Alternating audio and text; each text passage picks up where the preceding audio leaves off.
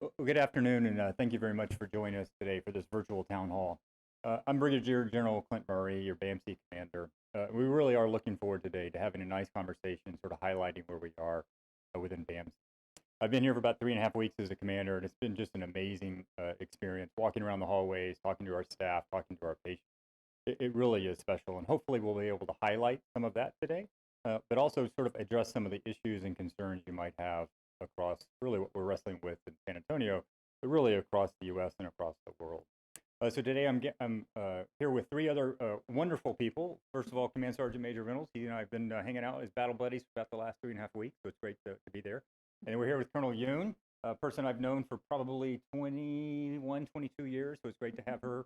As you all know, she's the expert on this panel, and she's been sitting here almost every time as the infectious disease physician, but also the Deputy Commander for Medical Services. And then it's truly an honor to have Colonel Yaw here today. He's the Chief of Behavioral Health and really will give us some insight into some of the things that we're struggling with. Not only is a COVID issue, but really sort of as a society. So I think this is going to be a great opportunity for us to get to know each other better and then really sort of talk through some of these issues.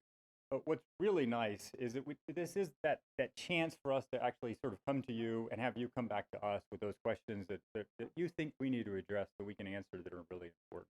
But I will say I'm just thrilled to be here. I walk the halls, the motivation, the dedication, the ability to communicate really is second to none. And I've been in a lot of places over the last 4 or 5 years, and it's just a thrill to come back to BAMC and be part of this amazingly special and impressive community. Sergeant Major? Hey, sir, thank you for that kind introduction, and can't agree more. Colonel Yoon's been here for almost all of our town halls and just brings such expertise to infectious disease type questions.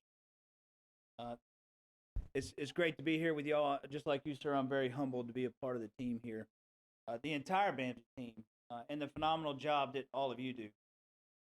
I know we all have been working long hours and in some resource constrained environment and continue to provide exceptional care for our patients. Couldn't be more proud of you all and couldn't ask for more than you phenomenal team that we have here. Well, great, Major. I appreciate that. Just to highlight some big picture issues we're struggling with and really wrestling with right now. So right now we have about 100 Army and Air Force personnel deployed in support of military operations, not only stateside, but also around the world. There's also been some big changes from a COVID standpoint over the last week or so. The vaccine, for the Pfizer specific vaccine, was FDA approved for those age 16 and older, still available from an EUA standpoint for those 12 to 15-year-olds, and still investigating the efficacy of that vaccine for a younger population. In addition, I think we've all seen some of the challenges in Afghanistan with the special immigration visa, putting a lot of effort into that, sort of not only receiving folks back from Afghanistan into the States, but ensuring that we give them the right medical care when they get here. So again, hopefully we'll be able to answer any specific questions you have in this area, but it really is a success story that we already have an FDA fully approved vaccine. It really highlights the safety, effectiveness, and really the quality of that. Sergeant Major? I couldn't agree more. That is great news, sir. Also, this week, we started offering a third dose of the Pfizer vaccine to our immune compromised beneficiaries and staff members at the vaccine site on Main Post, Fort Sam Houston. The CDC is recommending that people whose immune systems are moderately to severely immune compromised receive the additional dose of the mRNA COVID-19 vaccine at least 28 days after their second dose. We'll post a link to the CDC's criteria in the comments section. If you have questions about your eligibility for the vaccine, we encourage you to contact your provider team. So the vaccinations has actually brought up a lot of questions, not only amongst our active duty folks, but also our government service and contractors here within BAMC, but also in the broader community. So now that we have a FDA approved vaccine, the next question that many folks have is when do we actually get that booster shot? And I think that's what we're going to see next. The CDC is actually wrestling with this with the FDA right now. Most of us expected an answer in the next 1 or 2 weeks. Initially, they had sort of talked about an 8-month booster. What the FDA is wrestling with today was shifting that to a 6-month booster. So from a timing standpoint, that would actually be substantially better than that 8-month. The issue, in addition, because there's so many extra cases of COVID in the community, BAMC is now helping alleviate some of the stress on the trauma system and really helping our local health partners receiving some of those level 1 trauma patients from across This has had an impact inside our facility, so we've had to move some of our elective surgeries around to make sure we increase that emphasis in our inpatient. But again, access to care is great. You may have to wait a little bit longer, but we're not doing what we did a year ago, where we just sort of closed the hospital and really focused on a single mission. We're trying to keep everything moving in a forward direction, although potentially at a slightly decreased rate, but moving everything forward. As part of that, we're going to continue to watch the CDC guidelines really carefully, and as those continue to shift and move, we'll make sure we're positioned not only to help the folks that work within BAMC, but really the entire. Yeah, some extremely busy times, sir. So we're also expanding our operations at our screening and testing sites across the market to help alleviate those wait times that we have here at BAMC. The Wilford Hall Ambulatory Surgical Center on Lackland has reopened its screening and testing site. Both sites are now open weekdays from 8 a.m. to noon, or 0800 hours to 12. Yeah, thanks, Sergeant Major. The other thing I'd like to highlight before we start moving into sort of a broader conversation is there's been a lot of anxiety and stress sort of watching the TV and the events going on in Afghanistan. Many of us have spent 1, 2, potentially 3 deployments in that area of the world, and actually developed lots of friends that we continue to communicate with today. Really just continue to keep them in your thoughts and prayers, continue to emphasize that. But I think all of us that have been over there know we made a difference. Not only did we make a difference while we were there in harm's way, but we know we made a difference in those lives that were there and still are there, and be able to move those relationships forward. So I think we should all be very proud of that incredible service that we did, and really not forget.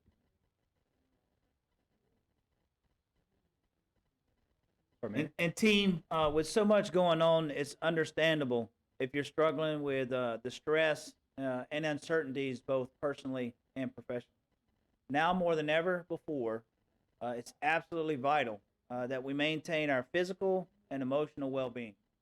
If you're struggling with feelings of depression, stress, or anxiety, don't be afraid to ask for help. Reach out to your supervisor or your chain of command. Talk to a friend, a coworker, a chaplain, or a behavioral health professional. Please know that there are people you can talk to and resources available to help you deal with these emotions. Remember, your emotional health is just as important as your physical health. We all need to support one another during these trying times. Yeah, it's incredibly true, Sergeant Major. And really, everyone should be taking that time to take care of themselves as well as their family. We're coming up on the Labor Day weekend. Some folks have a 4-day, some folks have a 3-day. But in a place like BAMC, we work 24/7. Someone is always in this facility. So not everyone can take that time that we all need. But so you got to sneak out that time when you can to really make sure you take care of everyone. That is a little bit of introduction. What we're now going to do is sort of move to the moderator to ask them questions that we've already received, and then continue to watch for questions online so we can make sure and address all these. Yeah, and if I could even come over the top before we do, we've described in a lot of ways these personnel movements and a lot of the competing demands that our healthcare system is undergoing right now. And so, we're asking for everyone just to be patient with us as we work through a lot of these challenges. You may experience, increased wait times or problems accessing some of the care that you're used to accessing. We're looking every day to optimize where we can in all of those lanes, but just communicate with us when you run into problems. If you run into problems, please continue to let us know so we can continue to work through those challenges. If I could also add to that, Yoon, we're definitely seeing a big surge in need for behavioral health services and other support services. And because of that, we are also experiencing that wait for behavioral health services as well. What we're doing, though, is we're finding many other options besides just direct behavioral health appointments here in the network. We have a lot of resources on Joint Base San Antonio that we're going to be sure that gets out and communicated to our PAO team and also added in the comments here. I'm going to talk more about these additional resources to care for the emotional and the stressful part of this experience. I'll talk more about that a little later. Thank you, everyone. So we'll move on to the questions, and we encourage everyone on Facebook to continue to post your questions. I see a few of you have. We would love to see them, so we're keeping an eye out for that. I'm Elaine Sanchez, BAMC's Public Affairs Officer. Welcome to this month's Facebook Live Town Hall.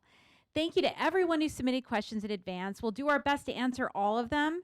but may reserve a few for the commander's weekly message. So please keep an eye out for that email. If you're watching on Facebook, we welcome you to post questions. You can talk about COVID or any topic to do with BAMC or the region that you'd like, and we'll do our best to answer them. So we'll start with a few of our pre-submitted questions first. Question 1, what is the probability a booster will be required for those of us who have already been vaccinated with the first 2 doses? Yeah, I can take it. I can take that one. And General Murray, I would add infectious disease physician doctor who taught me infectious diseases, General Murray, has already unpacked this a little bit. So formal recommendations for a booster really haven't yet been made, but there was an official statement that was released last week by the CDC and the HHS, and that indicated that such a recommendation is likely to be made in the next few weeks. And this is pending these independent reviews that need to be done by the FDA and the ACIP. So it's expected, again, that this will call for a booster dose somewhere in that 6 to 8 month range after the initial vaccine series, so the mRNA vaccine series. And we're in the active planning stages for this.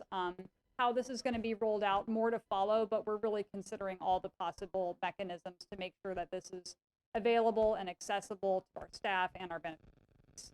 Now, this is distinct from the additional dose of COVID vaccine. A lot of confusion between booster and additional dose. The additional dose has already been recommended for immunocompromised individuals. So this has been approved already and recommended and is currently available at our vaccine site within the San Antonio market, and they're delivering these doses even today. So regarding this additional dose, what the CDC is recommending is that people whose immune systems are moderately to severely compromised receive that additional dose of mRNA COVID-19 vaccine, and that's at least 28 days after the second dose of either the Pfizer or the Moderna vaccine. We're posting, again, those criteria so you know who that covers and the location in the comment section. Thank you, ma'am. We did get a question on Facebook from Letitia, and it's related, so we're going to throw that out there to you, ma'am. I've had both shots of Moderna. When a booster is available for it, will you offer this one in addition to the Pfizer vaccine? So that's a great question. Right now, we're a Pfizer site. We only have the Pfizer vaccine, and the recommendations that have been made are to try to get the same vaccine that you got for your original series. Recognizing that we don't have the Moderna vaccine, there are a lot of places in the network that do offer it. And at some point we may, end up having other vaccines approved, but for now we are just a Pfizer site. Thank you, ma'am. I think this one may also be for you. What do we know about the Lambda variant that has made its presence in Texas? Will the booster be effective? Yeah, so this is a forward-thinking question. The Lambda has landed. But right now, the Lambda variant, as it's described, is a very small proportion of COVID cases in the United States, actually less than 1%. And it really, not a lot is known about this yet. It's not really known whether it's more transmissible or more vaccine resistant than either sort of the wild type original COVID that we saw in the beginning or any of the variants that have come out since. So more to follow, and we will certainly keep you posted as we get more information about that. Thank you. JBSA has provided guidance that all facilities and workplaces will maintain less than 40% of their normal occupancy. What is the guidance for BAMC? Hey, Elaine, I'll take this one and do my best at it. So many of you have asked about expanding telework options, particularly in the light of Joint Base San Antonio's guidance. Shorter answer is we're not maintaining less than 40% of normal occupancy. Telework decisions continue to remain at the discretion of supervisors and departments.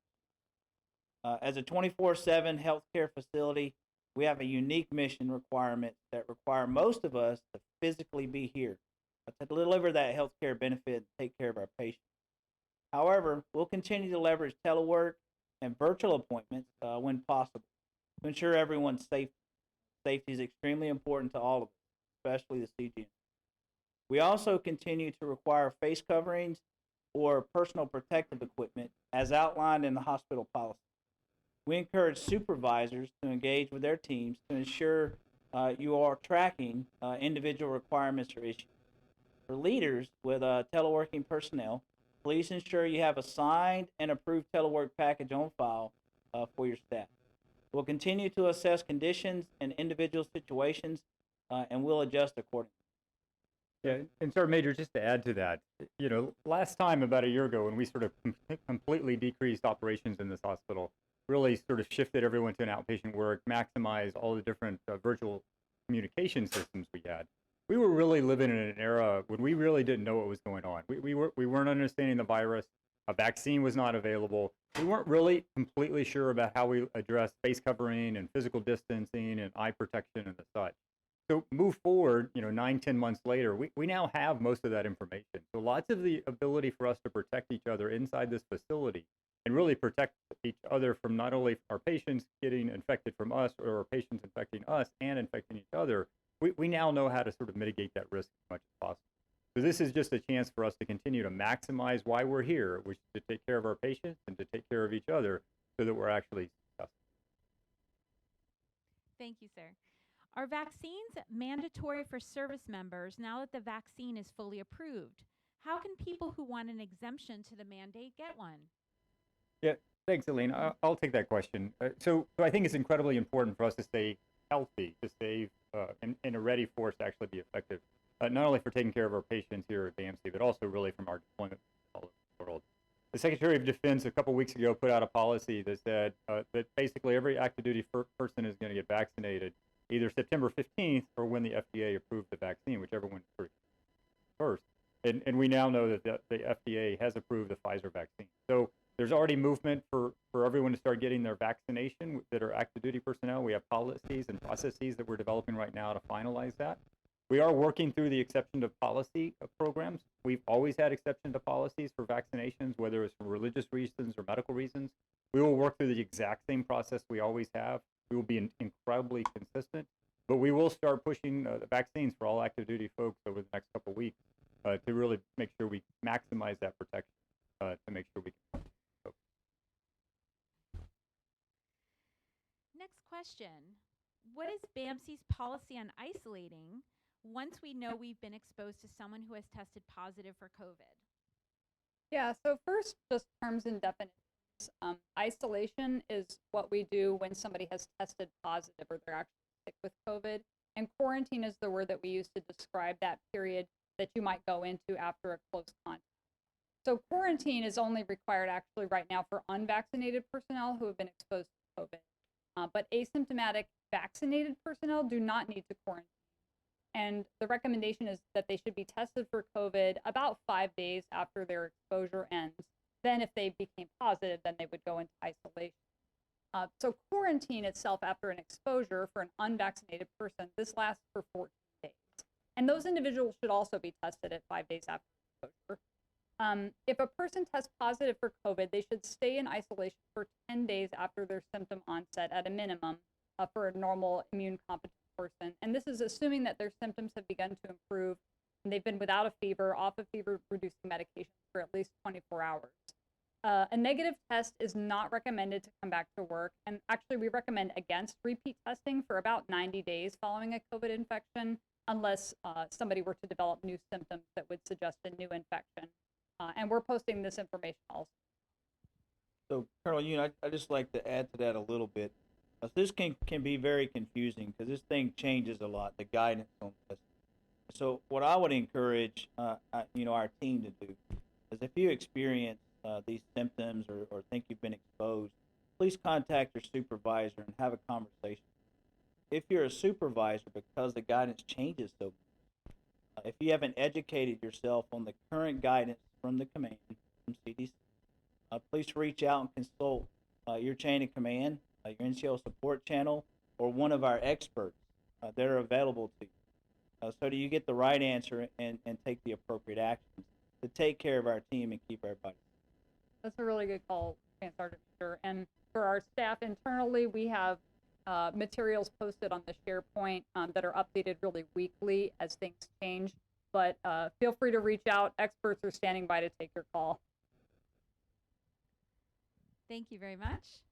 We have another Facebook question from Allison. Under what circumstances will we move to HP Con Charlie? Hey, you two don't fight over it. Yeah. So really, there's a bunch of hard criteria that the Department of Defense actually uses that addresses moving from an Alpha Bravo Charlie and then up and down, and those are always assessed at sort of that sort of installation level. So for here at Joint Base San Antonio, that's really at the 502nd. It really does that. So there's an incredible relationship that we have with them. Actually, Colonel Yoon was involved in those discussions most recently when there was where there was conversations. Do we go from Bravo back to Charlie, or do we go to a Bravo Plus? And I think when you look at sort of the threat in the environment from a vaccine standpoint, a healthcare standpoint, vaccination standpoint, I think that Bravo Plus that we settled on actually made a lot of sense. But there's a lot of very good input from subject matter experts that understand the virus, the healthcare, the outcomes, but at the same time balancing that against the mission.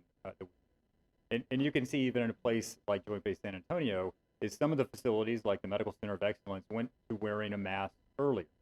Even here at BAMC, we went to wearing a mask earlier. And then the rest of the community, which could buy a little bit of risk, went to the mask inside all facilities on Joint Base San Antonio a little later. So we try to really be nuanced to make sure we answer the threat that's important for the group we're talking about. Instead of making the shot approach that we sort of felt was what we were doing early on. Now it's just more science and really reality. Thank you, sir.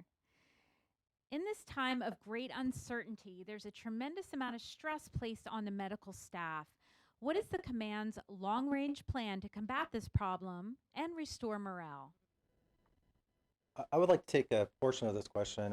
Just to start off, is that there is a tremendous amount of stress out there. We see it at home, we see it at work, we see it in our relationships, we see it in multiple places, and it's really impacting folks, both physically and also emotionally in many ways. It feels like the past 18 months we've been in a deployed environment. It feels like every BAMC staff member and our family members have been in a deployed environment. This mission is incredibly all-time consuming. It seems to be everything we do every day. But unlike deployment, there's no clear end to this rotation or time that we could schedule a block R&R. For that reason, it's very important that we think about taking care of our physical, mental, emotional, and even spiritual needs. Stress really results when you have a certain number of demands placed on you without enough resources. It really is a classic definition of stress. And in our environment, we actually have a military term for it, call it operational stress. And it really not only impacts our mission, but as I said, affects us personally in our home lives. And so one of the most important things we need to do during this time is going back to the basics. And it's really doing as much as possible to do a lot of self-care, and even a little bit you can do counts. It's taking a little bit of time off, maintaining your physical self by exercise, nutrition.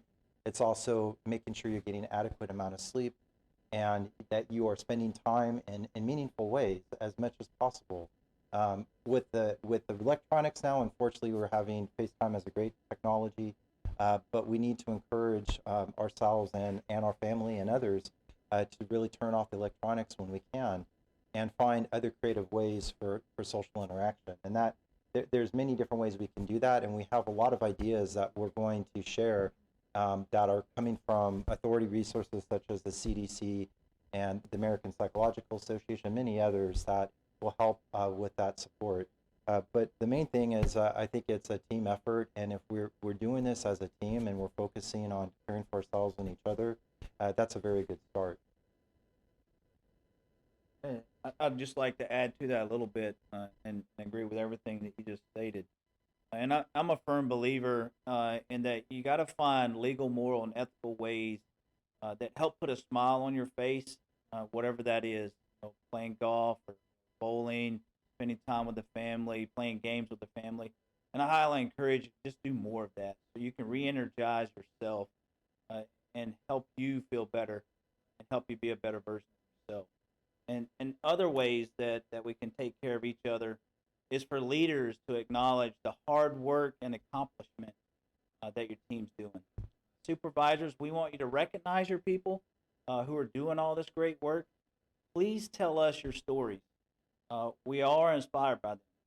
We also continue to emphasize to everyone, take time off when you're able to do so. Schedule your leave. Extremely important.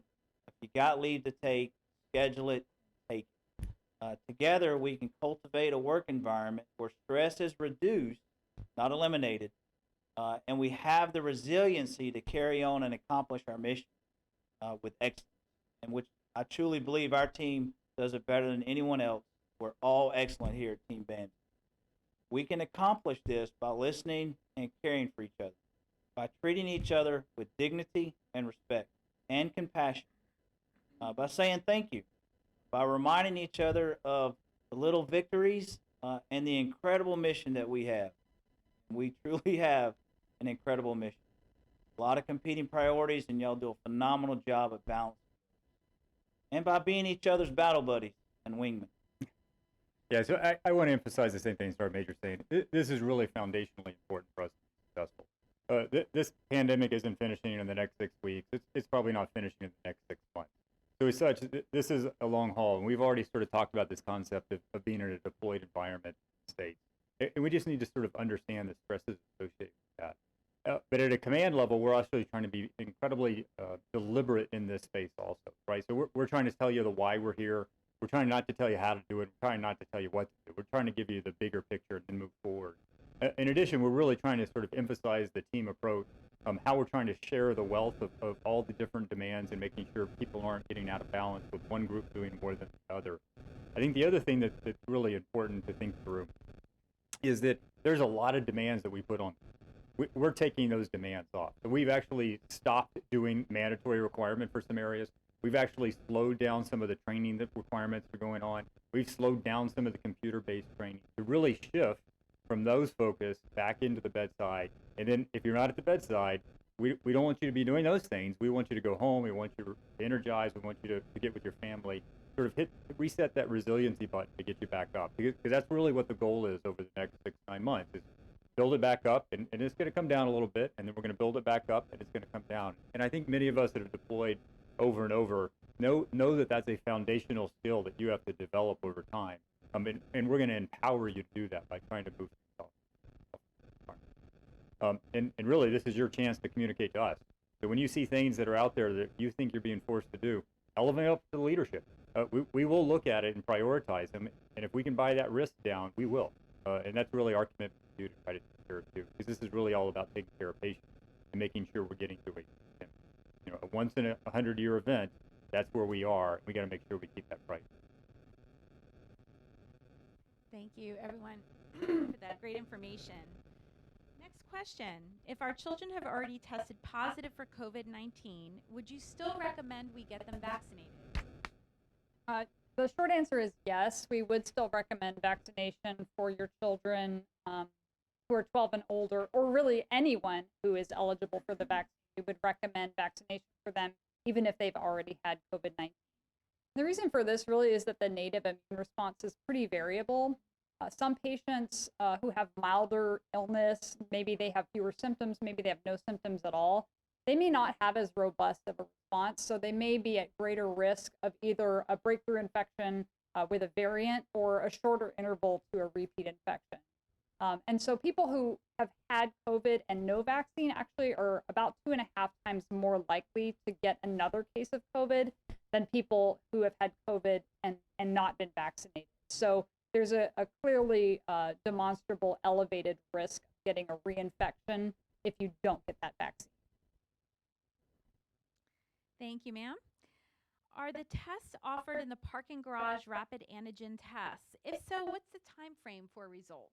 Yeah, so I can answer that question. All the tests that we offer in the garage are the PCR tests, the polymerase reaction tests. We do run them on site, and often these can be back the same day or the next day, but due to volume, which we see fluctuate quite a bit just based on demand, the turnaround time can be up to 2 days. Thank you very much. Next question deals with kids and the stress of going back to school on the kids and the parents. And Marcy on Facebook asked a similar question, so we're going to combine those. Thank you, Marcy, for your question. And ask, how can I help my kids cope with the stress of going back to school?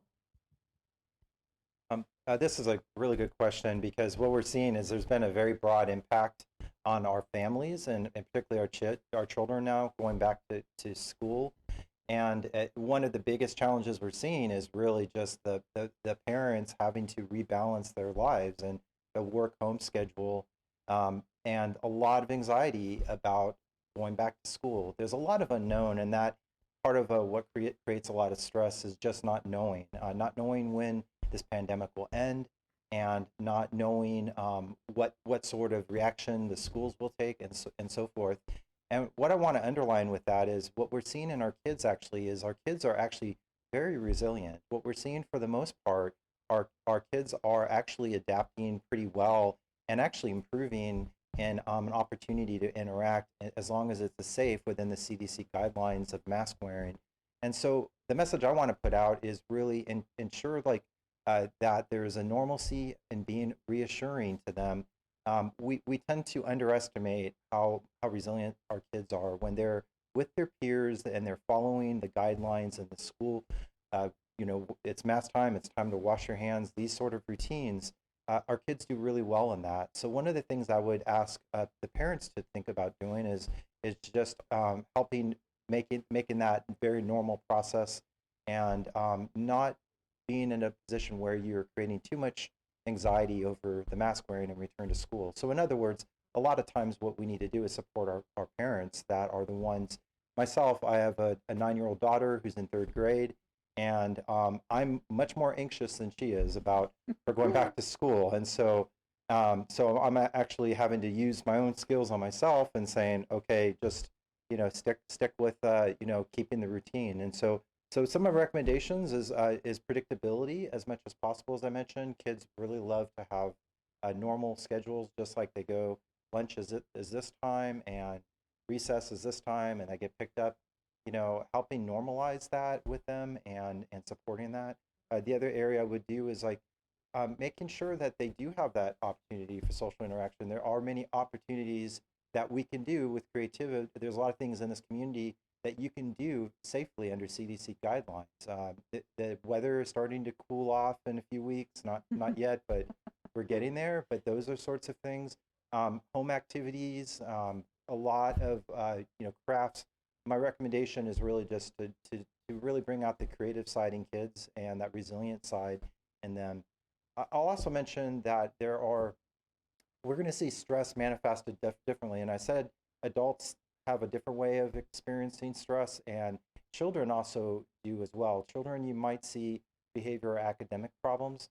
Right now, we're not seeing a lot of that. We're seeing it a lot more related to the family stress. So, but if you're seeing some behavior and academic problems, that might be an indication that that we can look at getting services for a child. And there is tremendous in the JBSA San Antonio community, tremendous amount of resources that are out there, a lot of them not known. And one of my responsibilities is to be sure we work with PAO and with the installation, not just JBSA resources, but San Antonio resources out there that provide many opportunities for children and activities that they can get involved in, and also for parents that are experiencing a lot of stress while their kids are at school. There are things available for them as well. And the things that are offered there, especially the ones on post, are going, they're going to be CDC guidelines. Not all of them, but that's the one thing is looking for the CDC guidelines. But in some, it's been a big, real impact on our kids and the family, as well as our teachers. And at this point in time, I really recommend that we really help our kids, the resiliency in our kids, come out and support our teachers and parents as they go through this trying time. Thank you very much. So that was excellent. Appreciate that. Next pre-submitted question: is it advisable for children to wear masks in school? Yeah, I can take that one. Right now, the short answer really is yes. We saw so many of our schools, and like Colonel Yaw, I have school-age kids. I've got a 12-year-old and a 14-year-old still in school here, and then an 18-year-old that we dropped off at college for the first time recently. So all in different environments. But, we saw last year the schools all do a really tremendous job investing in public health interventions and really strengthening those interventions over the course of the year, with the effort being focused on let's get the kids in school. Let's make sure that we can maximize that education benefit for children and help them get the most out of this limited time that they have for education and development. So the short answer again is yes. Due right now to the circulating and really very highly contagious Delta variant, it's between 2 and 3 times more transmissible than the version that we were dealing with last year. Both the American Academy of Pediatrics and the CDC are recommending universal masking by everyone at school, students, staff, the teachers, and the visitors. And right now, that's regardless of vaccination status. The AAP really, emphasizes this as part of the balanced breakfast of everything that we do for public health interventions here. So physical distancing and hand washing. And these precautions really are due to that high percentage of student populations that haven't yet had the opportunity to be fully vaccinated against the virus. Again, everyone under the age of 12, there's no FDA EUA vaccine for this population yet. And universal masking is one of the tools that, if everyone does it, has proven effective in protecting people, school-age kids as well as adults, against COVID and other respiratory diseases. So we know this can be challenging for students and really everyone else in terms of communication. But right now, the number one priority is keeping kids in school. And to do that, we need to really maximize all of these public health. Thank you, ma'am. I wanted to turn back to Facebook because we're really glad to see we have a few questions from our Facebook audience. Thanks for submitting those.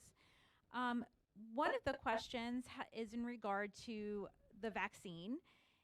Veranda asks, if you have taken both doses of Pfizer but have an autoimmunity, should one wait until 8 months to take the third dose? So that's a very specific question. It sort of depends on your individual medical circumstances. So if you have one of those moderate to severe immunocompromising conditions, then an additional dose of the vaccine might be right for you right now, depending on whatever medications you're taking. But the booster dose that might be 6 or 8 months after the original vaccine series is completed, that actually hasn't been formally recommended yet. So we're standing by really to await further guidance on that. Thank you. And Mark asks about the vaccine as well. He'd like to know if there's anything in the vaccine that can alter DNA. That is a commonly asked question, and the answer is no. There's no way that the vaccine can alter your DNA. If you're curious about what's in the vaccine, actually the ingredient lists are publicly available. It's a pretty short ingredient list actually for both of the mRNA vaccines. And the Pfizer vaccine, I think, has 11 ingredients. We've included that in our town hall information. But no, the vaccines don't have any way of altering. Thank you so much. And one last question, and we'll go back to the pre-submitted. And again, thank you everyone for submitting to Facebook. Lachey and a few other folks had asked about telework. We addressed that earlier. Her specific question is regarding high-risk employees and can they continue teleworking if they're a high-risk employee? Yeah, I think this is Colonel Yoon just highlighted. A lot of these are very detail-specific questions, and I think it's always best to go to your immediate supervisor, and then also with healthcare input, really make that informed decision. I think coming and trying to give sort of a yes or no here would be a little bit different. That being stated, I know we have folks that stay home because of their high risk, but they're able to continue to do incredible work at home, and that oversight's appropriate, and they're incredibly effective. So I know we can get the yes on many of these cases, but I really would bring that up with your first-line supervisor and make sure that healthcare. Thank you, sir. Next question. With kids going off to college, what is the best way to protect the family during breaks and holidays? Yes, so this will be a timely question for my family here pretty soon. The best thing really that anyone can do right now to protect themselves, their families, is to make sure that everybody who's eligible gets vaccinated, fully vaccinated against COVID-19. So for visits and the holidays specifically, first, if anyone's feeling ill, so this would be either the family at home or the college student who's anticipating coming home, that ill person should really get tested for COVID before introducing that into a family environment. Fully vaccinated individuals who are feeling well and don't have any symptoms don't necessarily need a test unless they have had a known exposure to someone with COVID during the previous couple of weeks before that family gathering. We get questions about mask use in the home. So, once everybody's together over the holidays or extended breaks, wearing masks in the home might help protect the most at-risk people. So if you have immunocompromised people living there, people who are at particularly high risk for getting severe disease if they get infected, or children at home that aren't old enough to be vaccinated yet, you might have an additional measure of protection there. But mask use in the home might not be necessary if social distancing, physical distancing, including mask wearing, is being followed outside the home. And especially if people are testing for COVID infection before the family gets together. That being said, the best practices on this really have changed a lot, as we've seen surges come and go and new variants emerge. So my best recommendation is check the CDC's recommendations. They will update them, before the holidays, before that next family get together, and make sure that everything that I'm telling you that's true in August of 2021 is still true in November of 2021. Great point, ma'am. I just wanted to mention a comment that Alice made on our social media feed. It's great, so we just wanted to share that. Her ideas for kids' social time. Her daughter loves going on walks and a chit-chat with her middle school friends. She was racking her brain, how do I entertain 11-year-olds? And it turns out they can entertain themselves, she said. We also go to a neighborhood pool a lot to cool off and see our kids' friends. So thank you, Alice, for that input. We appreciate that. Next question, we're moving off the topic of COVID briefly. Several dining options around BAMC have closed. Will there be additional options available in the future? Yeah, I think this is a really important question. It's really true for me. I had about 15 minutes between my last meeting and this, so I was able to sneak down to the grab and go, get some cottage cheese and fruit and my favorite cookies, M&M cookies. So it's a priority that I have food here. So it's really important. But we also recognize that we have folks working here 24/7, and it really can have an impact. And there has been a change in the food that we offer in this facility. I was actually impressed to learn how many options we actually do have. So we have the dining facility that actually opens at 6 a.m. and continues to serve until 23:30 or 11:30 p.m. So really, there's only about a 6.5-hour gap here where we don't have. There's a grab and go right next to the dining facility. There's another restaurant down the hallway where the post office used to be. And then on the clinic side, there's 2 grab and goes. We completely recognize that there was 2 other facilities that used to be in this facility, one across from the pediatric area, which had a little bit more of a robust meal. And then as you enter the garden entrance, so when most of us enter from the parking garage, they actually had food that actually served almost 24/7. So we're being really deliberate in this space. I can tell you within the first 3 days that I came here, I sat down with the dining facility lieutenant colonel that's in charge and sort of talked through these and what are the constraints and issues. So that was a high priority.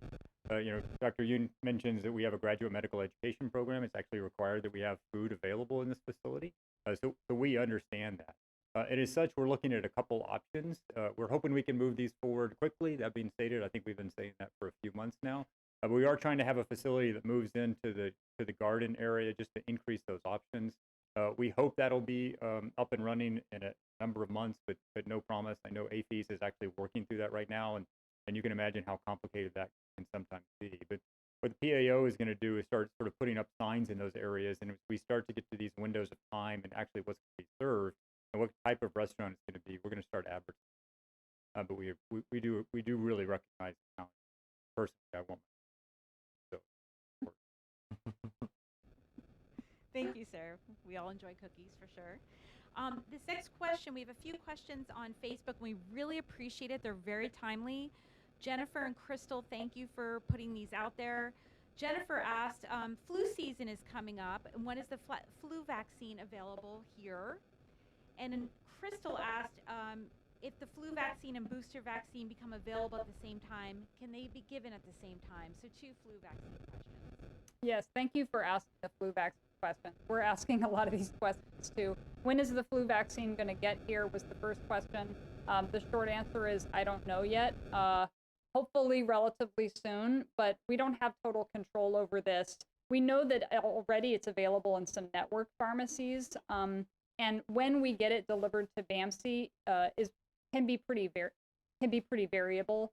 But we are actively planning on the different strategies we're going to use for getting the flu vaccine available to our beneficiaries, our active duty service members, our units, and then also our staff. So You will see options for that disseminated really once we get some notice of when we're going to get that flu vaccine.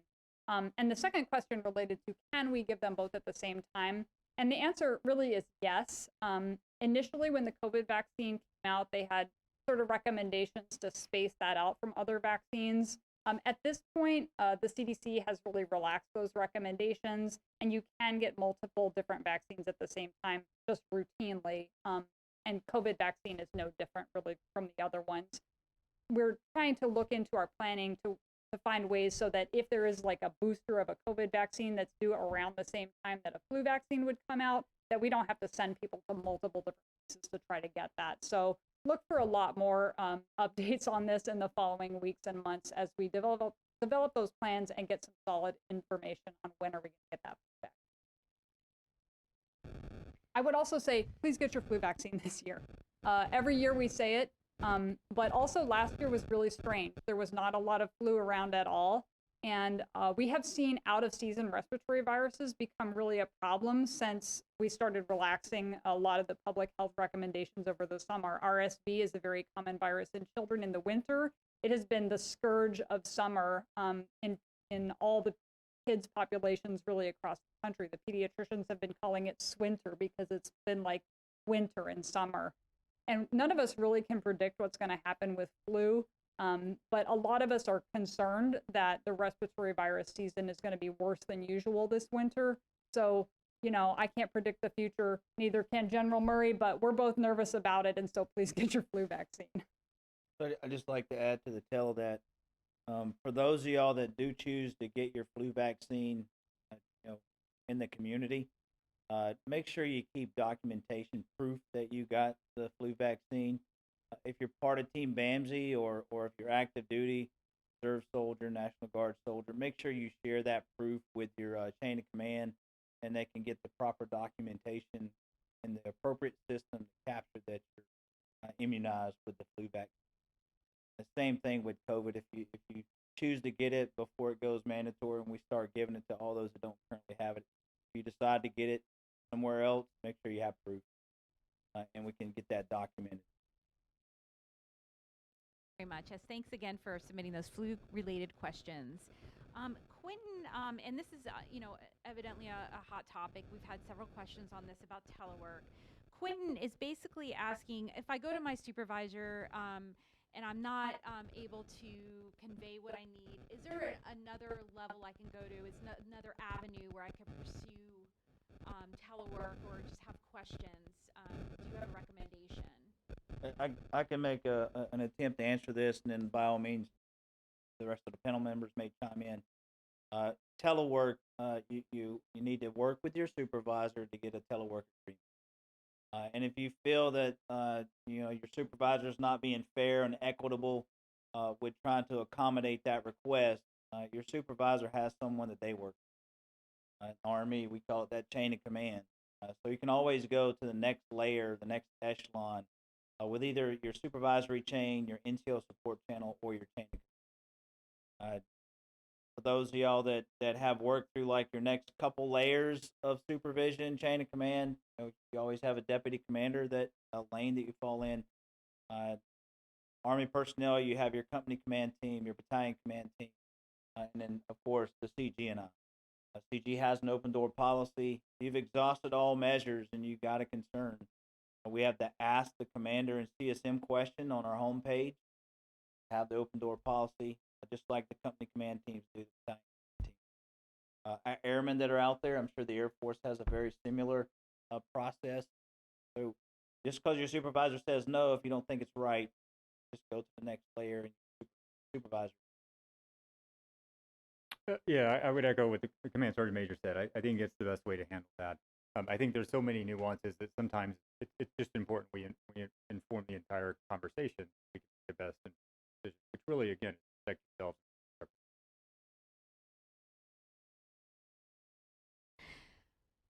Next question, and we have a few more left, and appreciate everyone again for submitting these. Since standing up the market, the DoD network has been freezing more often. When can we expect to see it normalize? Yeah, that's a great question. I came here from another facility, they were having the same issues. I came from another facility before that, they were having the same issues. I think this is just something we wrestle with. In addition, over the last month, really over a month ago, BAMC, it really, this entire healthcare system switched over to something called MedCoy, which is just another computer-based system, really, that lives within the DHA. And I do think we felt a lot of latency or these slowdowns and inability to connect. I think most of us think that is sort of watched this way through, so that big sort of month afterwards where all those lessons learned and all those patching that you'll see happen in the middle of the night are most occurring. That being stated, I had a patch last night, and then I had 2 patches over the last 3 or 4 days before that. So what that really tells you is the computer experts are watching this, and they're really trying to fix this. And the more patches you see, it's a little frustrating that they're finding them, but they are finding them and fixing them, which I think is really important. So what I would do is just continue to influence that. Anytime you're seeing issues, and you do the sort of the normal 3 or 4 things we've all been taught when we call the help desk, reboot your computer, sort of the classic 3 answers. Immediately sort of keep pushing that up, because we don't know what we don't know. Because folks are working here 24/7, you may be the only one experiencing that at 2 o'clock in the morning, but we all going to experience it at 6 o'clock in the morning. So if you can fix it at 2, it's much better for the rest of us. So we're going to put some information online, not only a phone number, there's a chat system, and an online portal that you can move through. It's really useful. So just keep pushing those up there. But I know the IMD or the computer experts are really putting a lot of effort into this, because I email them directly and ask questions. So I know they're putting a lot of effort into this. So. Thank you, sir. What is the proper etiquette for personnel on JBSA and on the BAMC campus when Reveille and Retreat are played? So team, I'll take that's a great question, and an opportunity to clarify the appropriate customs and courtesies. To start, Joint Base San Antonio and BAMC having different times for Reveille and Retreat due to the mission and op-tempo of the uniqueness of the locations and the organizations at the different locations. For example, Reveille is conducted at 05:30 on main post and 06:30 on BAMC campus. Retreat is at 1700 at both locations. Regardless, for all locations, when Reveille or Retreat begins, service members in uniform and outside should face the flag or the direction of the music, and if the flag's not visible, the music, and render a salute until the last note of the national anthem or to the colors. With the exception of soldiers, the expectation for vehicle occupants is to sit quietly until that last note of the music's been played. Army personnel, soldiers are expected to stop as well, but should then exit their vehicle and render the appropriate salute when they're in uniform. Civilian personnel and military personnel not in uniform or in a no hat, no salute area outside should stop at the start of the Reveille and Retreat and face the flag. Personnel inside the facility should also face the direction of the flag or music when they hear that music. Now, use some common sense and make sure that we keep our teams safe. If stopping your vehicle is going to cause an accident, maybe you should do it, right? If you're going to stop because you hear the music inside, but you're going to block an egress, a doorway, an elevator, an exit, maybe move out of the way and get to a safe place so you're not blocking the egress. Just make smart decisions when you're doing the appropriate customs. Yeah, I think that's important that we recognize that, there is a difference in the climate and the culture across our services and across bases. We just need to be respectful of each other's approach to these. I think we're really proud of the flag. I think we're really proud of those events. Those of us that are deployed all over the world and seeing people in harm's way and lose their life. I think there's something respectful that, I know what I think about when that flag goes up and down. And it's really reflecting on the people that are served and not only are injured but lost. So it is impactful. So many of us do it out of respect. I think that's the reason. And the CG mentioned flag going up and down, and some of you may be questioning, why is the flag not going up and down here at BAMC? Over the course of the past several months, our organization has been extremely busy. Our team here, you understand that. So previous commanders made that decision to leave the flag up 24/7. It's lit at night, so by regulation, we are authorized to do that. So we don't have our team members dedicated to go out and raise it and lower it every day. to save that manpower for our mission requirements to take care of it. Thank you very much. We're coming up to our last question, and we're not seeing any additional questions at this time. There is a nice comment from Jody. So thankful our docs are at BAMC. Thank you for all you do. We got some great compliments on Facebook if you get a chance to look through the comments. Thank you to Jody. Final question. Can the town halls be posted online for viewing after Facebook Live? Absolutely. I'll go and watch it so I can see all those positive comments and sort of build my ego up after this because it's sort of nice. But not only is this live, we then keep it on Facebook. They tell me it stays there forever. We also put this on another options to include our online SharePoint and a few other places. But they'll put that in the chat box on the Facebook. If you don't have Facebook and don't have access to the chat page, phone a friend. We can. Thank you, sir. Well, that concludes all of our questions. Thank you so much to everyone who submitted and pre-submitted and submitted on Facebook during this event. Thank you to our panel members for taking the time to provide this important information. Sir, Command Sergeant Major, any closing remarks? Yeah, so again, thank you for the PAO team for putting this on. Y'all do just an amazing job. Your ability to communicate through town halls and the meetings we have and through the different spaces, whether it's Instagram, or Twitter, or Facebook, or LinkedIn. I mean, it's just amazing what y'all do. So thank you very much. I don't think we ever say thank you. So I really. And then thank you all for tuning in. This is just another way for us to try to communicate and tell our story and to make sure we receive information from you. You know, we've got great questions, but we're always willing to get through other ways. You know, ICE complaints come to us, all those other kind of access options. We really do. We will continue to do this. We're going to continue to look at the timing. As things change, we will probably do this a little bit more. I think many of us think over the next 2 or 3 months, we're going to have to really make sure we communicate effectively. So I do think this will be a little bit more than before. But really, thank you all for your time. And really, thank you to the BAMC family who does this. You know, the folks that are working these incredible hours, that are really putting overtime, that are really dealing with incredibly stressful situations. And that ranges everyone from the people that are cleaning up, the folks that are serving the food, the folks that are doing the healthcare, the people that are leading through this entire process. Without that entire system, this all falls apart. And every one of them are important. So when you walk around the hallways or you visit folks here at BAMC, just say thank you. Just randomly say thank you and brighten up their day. Although you can't see it behind their face, then they're masked, but I guarantee you they're smiling. Just say thank you. And so I'll echo that, sir. Completely agree. Our PAO team, our communication team, is a phenomenal team that does great work. Thank you all for you know, helping us make this event successful and all that you do for Team BAMC every day with the message. And communication is extremely important. So I encourage all our listeners, you know, take the information that you've gotten from this town hall, make sure you share it with your team. And keep in mind some of that information that we've shared today, it may change in the future as we gain new information and guidance. That operational environment changes with different variables, so you know, there needs to be some updates. We encourage you to continue to reach out to your chain of command if you have additional questions. All right, so on behalf of the entire command team and all of us up here, we really appreciate it. Thank you too for joining us. I'm sure you'll be back. I'm sure you will be back. Sergeant Major, thanks for the partnership. It's always great to have you up here. And everyone have a great day, and we're always here to do what you need. And everyone stay safe. One team, One purpose.